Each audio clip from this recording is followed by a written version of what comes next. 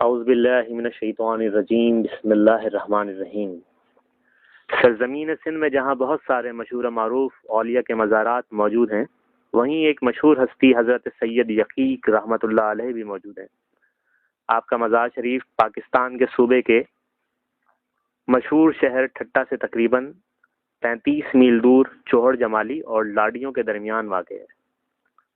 آپ کا اسم گرامی سید یقیق ہے۔ سید شریف الدین بخاری کے صاحبزادے اور حضرت سید عبداللہ شاہ بخاری کے پوتے ہیں۔ 8ویں پشت میں حضرت سید جلال الدین سرخ بخاری سے ملتے ہیں۔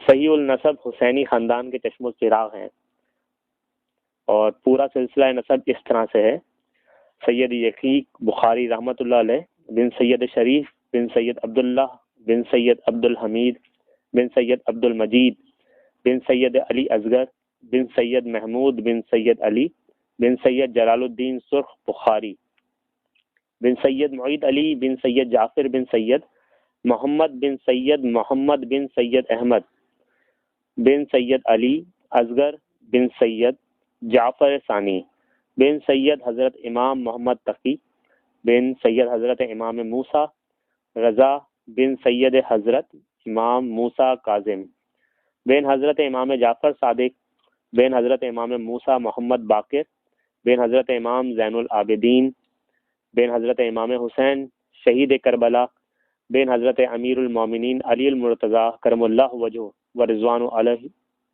علیہم اجمعین۔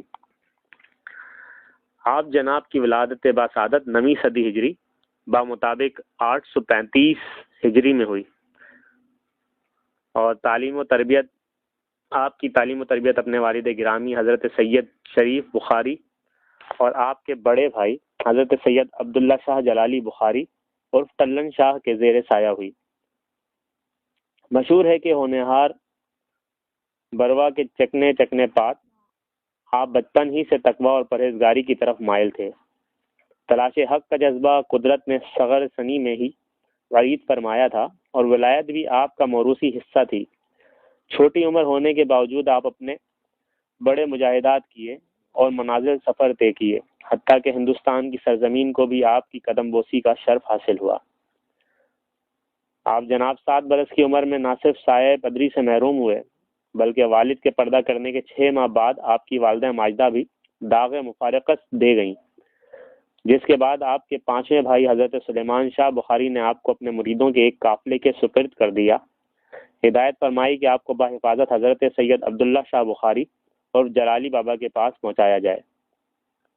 حضرت سید عبداللہ شاہ بخاری جلالی آپ کے بڑے بھائی تھے، جو اپنے والد سید شریف شاہ بخاری رحمۃ اللہ علیہ کے حکم سے پہلے ہی تبلیغ دین کی خاطر اچ شریف سے منتقل ہو کر ٹھٹہ سے 35 میل دور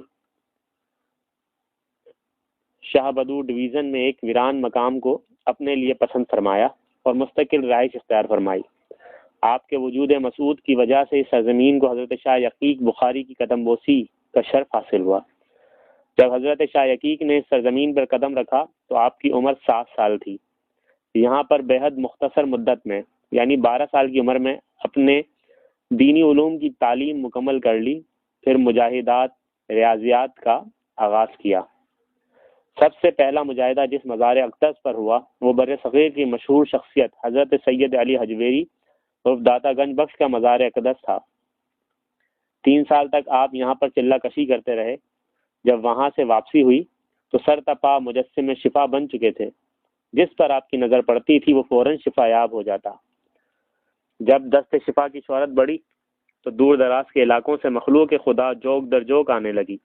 آپ کا ایک ذاتی باغ پھلوں، پھولوں اور جڑی بوٹیوں پر مشتمل تھا۔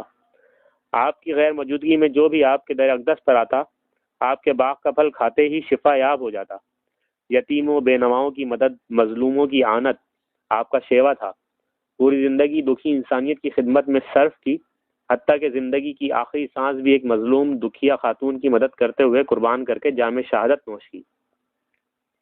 سن 855 کا زمانہ تھا، غالباً ماہ جمادی الاول کی نوچندی۔ بعد نماز عشاء حضرت شاہ یقیق بخاری کی رسم نکاح حضرت مبو عثمان قدس سرہ کی دختر نیک اختر سے سر انجام پا رہی تھی۔ آپ شادی کا سہرا باندھے بیٹھے ہوئے تھے کہ اسی اسنا میں پڑوس کے گاؤں سے ایک مظلوم بیوہ روتی ہوئی فریاد لے کر آئی، جس کے اکلوتے بیٹے کو ڈاکو گاؤں لوٹنے کے بعد یرغمال بنا کر لے گئے تھے، اور انہوں نے یہ شرط عائد کی تھی کہ مقررہ وقت پر معین رقم پہنچا دی جائے ورنہ لڑکے کو ختم کر دیا جائے گا۔ آپ اس خاتون کے ہمراہ ڈاکوؤں کے گاؤں تشریف لے گئے۔